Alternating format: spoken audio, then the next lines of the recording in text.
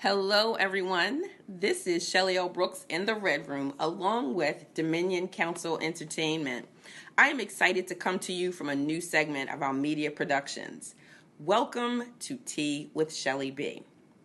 I will be sharing random thoughts, motivational messages, and personal reflections, and as always, from an undiluted perspective. The message in my tea today is stop biting your tongue. The definition of the phrase is not saying what you are thinking or what you really want to say. Now, there's a difference between biting your tongue by not saying what you are thinking and not saying what you really want to say. Don't confuse the two, or else this message may be completely lost. Let's start with not saying what you are thinking. Sometimes your initial or immediate response may require the need to press the mental pause button before you speak. Hence comes a moment of silence. That moment of silence, which is a period of silent contemplation, prayer, reflection, or meditation, whatever is needed. Sometimes a moment of silence is needed in order to formulate a respectful yet honest opinion or matter of fact. You may need to step aside from your emotions so that what you have to say can be expressed and heard from a well-formulated perspective instead of an emotional mess. Yes, I did say mess, meaning confused or difficult to understand. We've all been there. Trying to express yourself and your words and thoughts are all over the place. Sometimes you can't even understand what you're saying. A moment of silence gives you a chance to say what you mean and mean what you say. Sometimes silence can speak louder than any words can. Maybe it's for the greater good of the recipients, but it's the downfall of not expressing your thoughts, feelings, and opinions. Because at the end of the day, a lot hides behind silence, and you are still biting your tongue. Now that I've gotten that part out of the way, let's talk about biting your tongue in a different aspect. I'm talking about biting your tongue by saying what you know is what someone wants to hear. Wow, you didn't think that was biting your tongue, huh? Well, it is. It's still a form of not saying what you think or what you want to say. This is the most toxic form of biting your tongue, and you will eventually taste the blood of your own lies. Have you ever had a craving for something good to eat?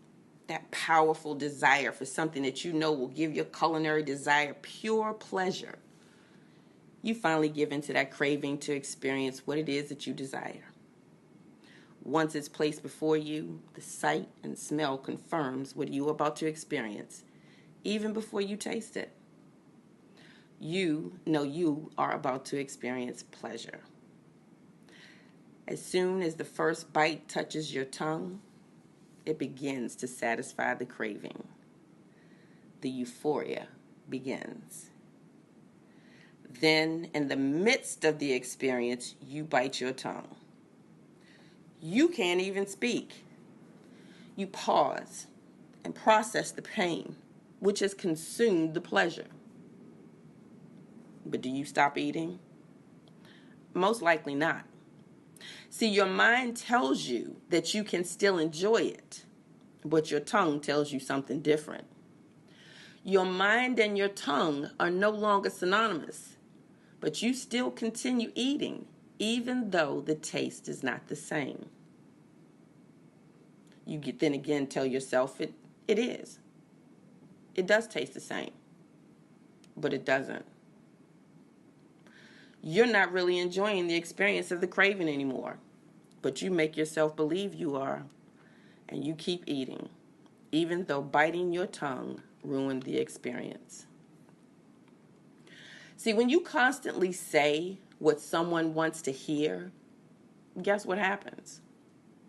You start to believe what you say, and eventually your truth no longer exists. Your taste for the truth becomes so bitter that you'll start to enjoy the sweetness of the untruth you speak or do not say to others and even to yourself. In my previous life, an ex gave me a pet name, a name that I think he thought was a term of endearment, something that he chose. And the very first time he called me Boo, I hated it. No one had ever called me that before. He must have thought it was cute or sweet, and for some it can be. For me, it wasn't. And I'm an overthinker, so I took a minute to process why I didn't like it.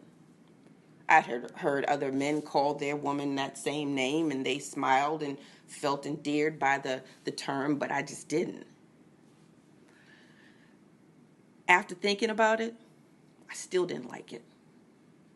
Then I guess to enhance the term, he would sometimes call me boo-boo.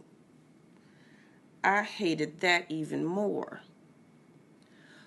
Boo to me was what you say to scare someone. And boo-boo is another term for, well, you know what, without me having to say the word. Did I express my feeling for not liking the name? Nope. Instead, I bit my tongue. You know how long I bit my tongue swallowing my own bitterness? I spent 15 years being called scary shit because I made myself believe it was cute, special, or endearing. Why didn't I tell him I didn't like the name? Because I knew it wasn't what he wanted to hear. Something as minor as a nickname may seem insignificant to some, but to me, it wasn't for me. And it still isn't. It is significant to me because something as minor as a nickname turned into me biting my tongue about major things.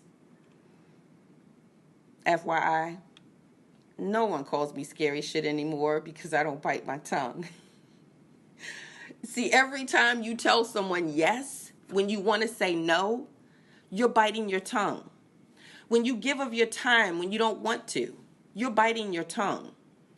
When you tell someone you like something and you don't, you're biting your tongue. There are so many different ways we go through life biting our tongue, not realizing that's what we're doing. We have to be real with ourselves first. Speak our own truth respectfully.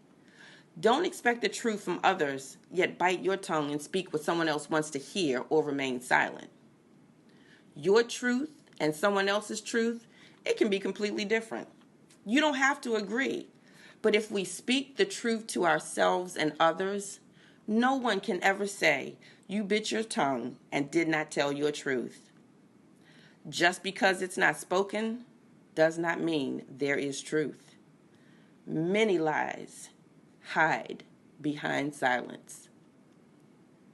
This is my tea for today. Be sure to take a look at how you can follow all of our social media, multimedia productions.